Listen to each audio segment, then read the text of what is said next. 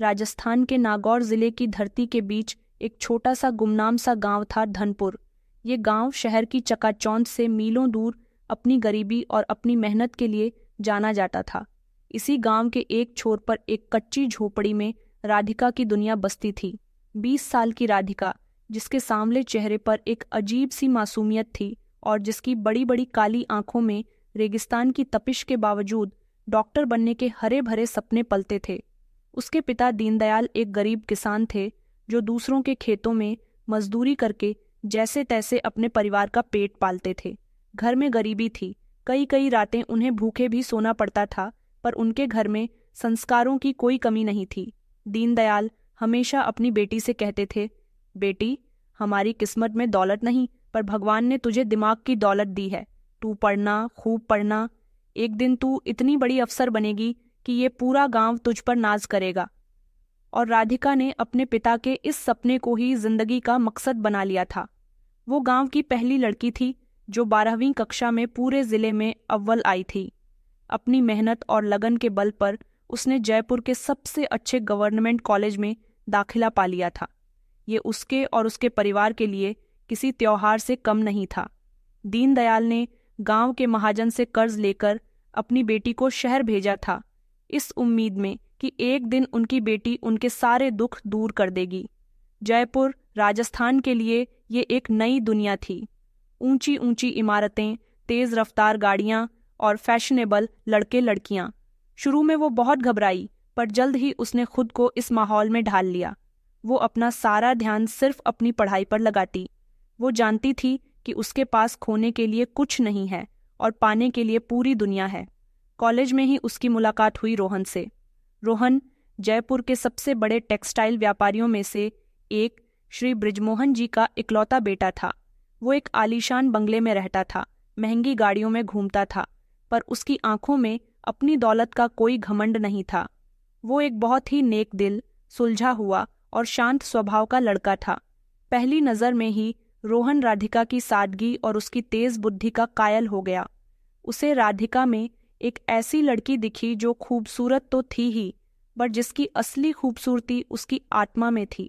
धीरे धीरे दोनों में दोस्ती हुई और ये दोस्ती कब एक गहरे प्यार में बदल गई, उन्हें पता ही नहीं चला। रोहन जानता था कि राधिका एक गरीब परिवार से है, पर उसके लिए ये बात कोई मायने नहीं रखती थी। वो राधिका से उसकी आत्मा से प्यार करता था, उसकी दौलत से नहीं। पर वो एक बात और जानता था कि उसकी माँ शारदा देवी इस रिश्ते को कभी स्वीकार नहीं करेंगी। शारदा देवी एक बेहद घमंडी और रुतबे को ही सब कुछ समझने वाली औरत थी। उनके लिए दुनिया में पैसा और खानदान ही सब कुछ था। वो हमेशा कहती थी, मेरे रोहन के लिए मैं जयपुर के सबसे बड़े खानदान की सबसे सुंदर और अमीर लड़की लाऊंगी। वो अक्सर अपनी सहेलियों के बीच अपनी होने वाली बहू के गहनों और उसकी जायदाद की बातें करती थी। रोहन अपनी माँ से बहुत डरता था। उसमें इतनी हिम्मत नहीं थी कि वो अपनी माँ को राधिका की सच्चाई बता सके। उसने राधिका से कहा, राधिका, मैं तुमसे शादी करना चाहता हूँ, पर तुम्हें मेरी माँ से मिलते समय अपने परिवार की गरीबी के बारे में कुछ नहीं बताना होगा। एक बार हमारी शादी हो जाए, फिर मैं धीरे धीरे उन्हें सब समझा दूंगा। राधिका को ये बात ठीक नहीं लगी। वो झूठ की बुनियाद पर कोई रिश्ता नहीं बनाना चाहती थी, पर वो रोहन से इतना प्यार करती थी कि वो उसे खोने का सोच भी नहीं सकती थी। उसने रोहन की बात मान ली। रोहन राधिका को लेकर अपनी माँ से मिलाने गया। शारदा देवी ने जब राधिका को देखा तो देखती ही रह गई। राधिका की सादगी और उसकी सुंदरता ने उनका मन मोह लिया, और जब रोहन ने बताया कि राधिका पढ़ाई में गोल्ड मेडलिस्ट है, तो वो और भी प्रभावित हुई। उन्होंने राधिका के परिवार के बारे में पूछा तो रोहन ने झूठ बोल दिया कि उसके पिता गांव के एक सम्मानित जमींदार हैं। शारदा देवी इस रिश्ते के लिए मान गई। उन्होंने बड़ी धूमधाम से जयपुर के सबसे बड़े होटल में अपने बेटे की शादी की। राधिका एक सुंदर से लाल जोड़े में दुल्हन बनकर उस आलीशान हवेली में दाखिल हुई। उसे लगा जैसे वो किसी सपने की दुनिया में आ गई हो। शादी के कुछ हफ्ते किसी सपने की तरह ही गुजरे। शारदा देवी अपनी नई बहू पर जान छिड़कती थीं। रोहन और राधिका भी बहुत खुश थे। राधिका ने अपनी समझदारी और अपने प्यार भरे स्वभाव से घर के हर सदस्य का दिल जीत लिया था, पर झूठ के पांव ज्यादा लंबे नहीं होते। एक दिन शारदा देवी ने अपनी सहेलियों के लिए एक बड़ी मुंह दिखाई की रस्म रखी। उन्होंने राधिका को अपने खानदानी हीरे के हार पहनाए और उसे अपनी सहेलियों से मिलवाया। देखो, ये है मेरी बहू, सुंदर है ना, और पढ़ी लिखी भी। इसके पिता गांव के बहुत बड़े जमींदार हैं। तभी घर का एक पुराना नौकर, जो उसी धनपुर गांव का रहने वाला था, दौड़ता हुआ आया। मालकिन, बधाई हो, गांव से आपकी बहू के माँ बाप आए हैं। ये सुनकर राधिका का चेहरा सफेद पड़ गया। उसके माँ बाप यहाँ बिना बताए? शारदा देवी ने खुश होकर कहा। अरे, समधी जी आए हैं, जाओ उन्हें पूरे सम्मान के साथ अंदर लेकर आओ। और फिर जब दीनदयाल और कमला अपने फटे पुराने मैले कपड़ों में डरते डरते उस संगमरमर हॉल में दाखिल हुए, तो वहां मौजूद हर किसी की आंखें फटी की फटी रह गईं। शारदा देवी को लगा जैसे किसी ने उनके ऊपर एक बाल्टी ठंडा पानी डाल दिया हो। ये कौन है? उन्होंने घृणा भरी नजरों से पूछा। राधिका दौड़कर अपने माँ बाप के पैरों पर गिर पड़ी। माँ, बाबूजी, आप लोग? दीनदयाल ने अपनी बेटी के सिर पर हाथ रखा। बेटी, हमें लगा तुझसे मिले हुए बहुत दिन हो गए, सोचा तुझे और तेरे ससुराल वालों को आशीर्वाद दे। अब शारदा देवी को सब कुछ समझ आ गया था। उनके साथ धोखा हुआ था, एक बहुत बड़ा धोखा। उनकी सहेलियां, जो कल तक उनकी बहू की तारीफ कर रही थीं, अब कानाफूसी कर रही थीं, हंस रही थी। शारदा देवी को लगा जैसे उनकी इज्जत, उनके रुतबे को किसी ने तार तार कर दिया हो। उनका चेहरा गुस्से से लाल हो गया। वो एक शेरनी की तरह राधिका पर झपटी। तो ये है तेरे जमींदार माँ बाप? धोखेबाज लड़की, तूने और तेरे बेटे ने मिलकर मुझे धोखा दिया। तेरी हिम्मत कैसे हुई एक भिखारीन होकर मेरे इस महल में कदम रखने की? तूने मेरी इज्जत को मिट्टी में मिला दिया। वो दीनदयाल और कमला की ओर मुड़ी। और तुम लोग अपनी बेटी को बेचने आए हो? कितना पैसा चाहिए तुम्हें? दीनदयाल ने हाथ जोड़ दिए। नहीं मालकिन, हम तो बस। चुप रहो, शारदा देवी चिल्लाई। निकल जाओ यहाँ से और अपनी इस मनहूस बेटी को भी अपने साथ ले जाओ। इस घर में इसके लिए कोई जगह नहीं है। रोहन ने अपनी माँ को रोकने की कोशिश की। माँ, प्लीज, ये आप क्या कह रही हैं?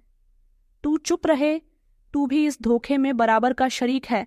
आज से या तो इस घर में तेरी गरीब बीवी रहेगी या तेरी माँ। और फिर उस रात शारदा देवी ने वो किया जिसे सुनकर किसी भी इंसान की रूह कांप जाए। राधिका, जो उस वक्त 2 महीने की गर्भवती थी, रो रोकर अपनी सास के पैरों पर गिर पड़ी। माँ जी, मुझे माफ कर दीजिए, पर मुझे घर से मत निकालिए। मैं आपके बेटे के बच्चे की माँ बनने वाली हूँ। शारदा देवी का दिल नहीं पसीजा। उन्होंने राधिका का हाथ पकड़ा और उसे घसीटते हुए घर के मुख्य दरवाजे तक ले आईं। मेरे बेटे का बच्चा एक भिखारी जिंदगी कभी नहीं जिएगा। और उन्होंने अपनी गर्भवती बहू को धक्के मारकर आंधी रात को सड़क पर निकाल दिया। राधिका रोती रही, चिल्लाती रही, पर उस आलीशान हवेली के दरवाजे उसके लिए हमेशा हमेशा के लिए बंद हो गए। उस रात राधिका अकेली जयपुर की सड़कों पर भटकती रही। उसे समझ नहीं आ रहा था कि वो कहाँ जाए, क्या करे। पति, जिसे उसने अपनी दुनिया माना था, अपनी माँ के सामने बेबस खड़ा रहा, और सास, जिसे उसने माँ का दर्जा दिया था, ने उसे एक जानवर की तरह घर से निकाल दिया। शारीरिक और मानसिक पीड़ा से वो सड़क पर ही बेहोश होकर गिर पड़ी। जब उसकी आंख खुली तो वो एक सरकारी अस्पताल के बिस्तर पर थी। एक नर्स ने उसे बताया कि सदमे और कमजोरी की वजह से उसका बच्चा गिर गया। ये सुनकर राधिका की दुनिया जैसे खत्म हो गई। उसका प्यार, उसका पति, उसका घर और अब उसका अजन्मा बच्चा, सब कुछ उससे छिन चुका था। वो कई दिनों तक एक जिंदा लाश की तरह पड़ी रही। पर फिर एक दिन उसे अपने पिता के शब्द याद आए। बेटी, तू पढ़ना, एक दिन तू इतनी बड़ी अफसर बनेगी। और उस एक याद ने राधिका के अंदर एक नई आग जला दी। उसने फैसला किया कि वो मरेगी नहीं, वो रोएगी नहीं, वो अब किसी के लिए नहीं, सिर्फ अपने लिए जिएगी। वो अपने उस सपने को पूरा करेगी जिसे उसके पिता ने उसकी आंखों में बोया था। वो अपने गांव लौट गई। उसने खुद को एक कमरे में बंद कर लिया और दिन रात सिर्फ पढ़ाई करने लगी। उसने मेडिकल की प्रवेश परीक्षा की तैयारी शुरू कर दी। गांव वाले उसे पागल कहते, उस पर ताने कसते, पर राधिका ने किसी की परवाह नहीं की। 1 साल की कड़ी मेहनत के बाद उसने मेडिकल की परीक्षा दी और जब परिणाम आया तो उसने पूरे राजस्थान में टॉप किया था। उसे दिल्ली के सबसे प्रतिष्ठित एम्स मेडिकल कॉलेज में स्कॉलरशिप पर दाखिला मिल गया। ये उसकी पहली जीत थी, अपने अपमान, अपने दर्द पर जीत। 60 साल बीत गए। इन 60 सालों में गंगा में बहुत पानी बह चुका था। राधिका अब डॉक्टर राधिका शर्मा थीं, देश की सबसे जानी मानी कार्डियोलॉजिस्ट यानी हृदय रोग विशेषज्ञों में से एक। वो दिल्ली के एक बड़े private hospital life care hospital में कार्डियोलॉजी डिपार्टमेंट की हेड थीं। उसका नाम बड़े बड़े मेडिकल जर्नल्स में छपता था। वो हजारों लोगों की जिंदगियां बचा चुकी थीं। उसने अपने माँ बाप को भी अपने साथ दिल्ली बुला लिया था। अब वे एक सुंदर से फ्लैट में अपनी बेटी के साथ सम्मान की जिंदगी जी रहे थे। राधिका ने अपने अतीत को अपने दिल के एक कोने में दफन कर दिया था। वो अब सिर्फ एक डॉक्टर थी जिसका एकमात्र धर्म था मरीजों की सेवा करना। उधर जयपुर में शारदा देवी की दुनिया भी बदल चुकी थी। दौलत और शोहरत तो अब भी थी, पर घर में खुशियां नहीं थीं। जिस दिन से राधिका गई थी, रोहन एक जिंदा लाश बनकर रह गया था। वो अपनी माँ से बात नहीं करता था, बस अपने बिजनेस में खोया रहता। घर में एक अजीब सा सन्नाटा पसरा रहता। शारदा देवी को भी अब अपनी गलती का एहसास होने लगा था। वो अक्सर रातों को अपनी उस बहू को याद करके रोती थीं जिसे उन्होंने खुद अपने हाथों से उजाड़ दिया था। पिछले कुछ महीनों से शारदा देवी की तबीयत भी ठीक नहीं रहती थी। उन्हें सीने में दर्द और सांस लेने में तकलीफ होती थी। जयपुर के सभी बड़े डॉक्टरों को दिखा लिया, पर कोई भी उनकी बीमारी को ठीक नहीं कर पा रहा था। उनकी हालत दिन ब दिन बिगड़ती जा रही थी। एक दिन उन्हें एक बहुत ही गंभीर हार्ट अटैक आया। डॉक्टरों ने जवाब दे दिया। उन्होंने कहा, इनकी हालत बहुत नाजुक है, इन्हें एक बहुत ही जटिल हार्ट सर्जरी की ज़रूरत है जो जयपुर में संभव नहीं है। अगर इनकी जान बचानी है तो इन्हें दिल्ली के लाइफ केयर हॉस्पिटल ले जाइए। वहाँ डॉक्टर राधिका शर्मा हैं, शायद वही कोई चमत्कार कर सकें। डॉक्टर राधिका शर्मा, ये नाम सुनकर रोहन के होश उड़ गए। क्या ये वही राधिका हो सकती है? उसने फौरन इंटरनेट पर सर्च किया और जब उसने डॉक्टर राधिका की तस्वीर देखी तो उसका दिल बैठ गया। ये वही थी, उसकी राधिका। एक पल के लिए वो सन्न हो गया।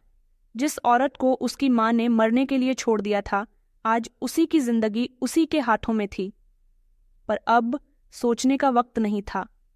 उसने फौरन एक एयर एम्बुलेंस का इंतजाम किया और अपनी बेहोश माँ को लेकर दिल्ली के लिए उड़ चला। लाइफ केयर हॉस्पिटल में डॉक्टर राधिका अपनी टीम के साथ एक मरीज को देख रही थी। तभी नर्स ने आकर कहा, मैडम, जयपुर से एक इमरजेंसी केस आया है। राधिका आईसीयू की ओर भागी, पर जैसे ही उसने मरीज का चेहरा देखा, उसके कदम वहीं रुक गए।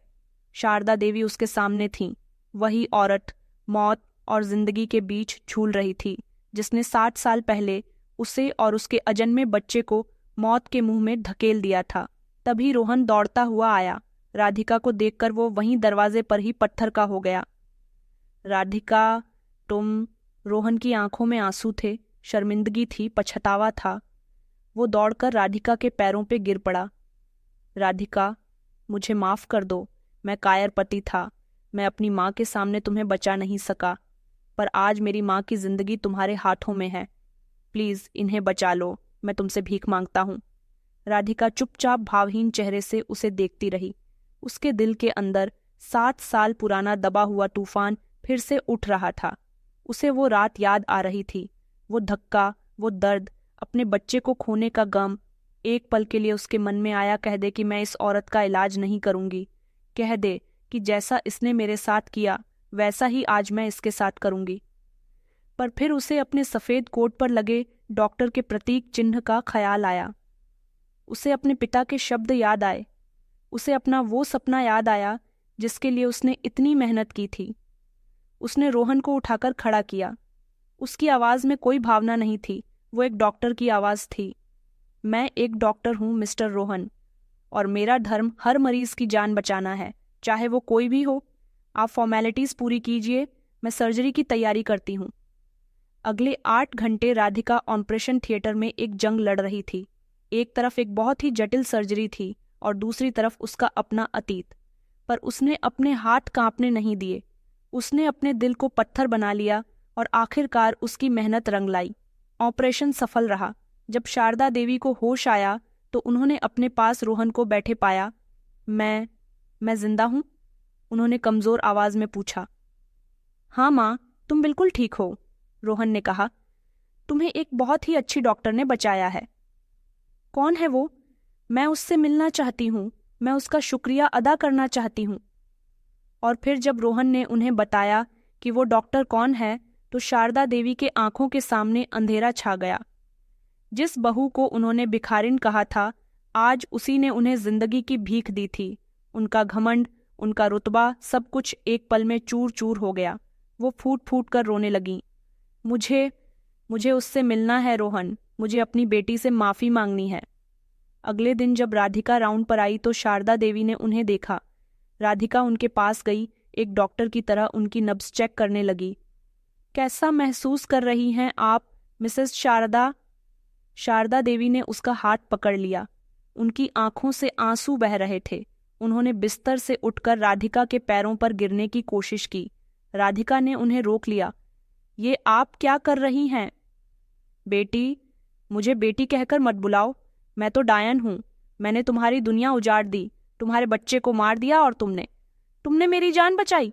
मुझे माफ कर दे बेटी, हो सके तो मुझे माफ कर दे। शारदा देवी बच्चों की तरह सिसक रही थीं।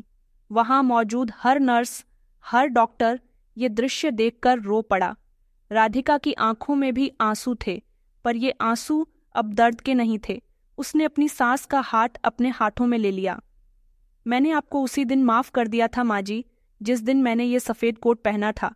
एक डॉक्टर के दिल में नफरत के लिए कोई जगह नहीं होती।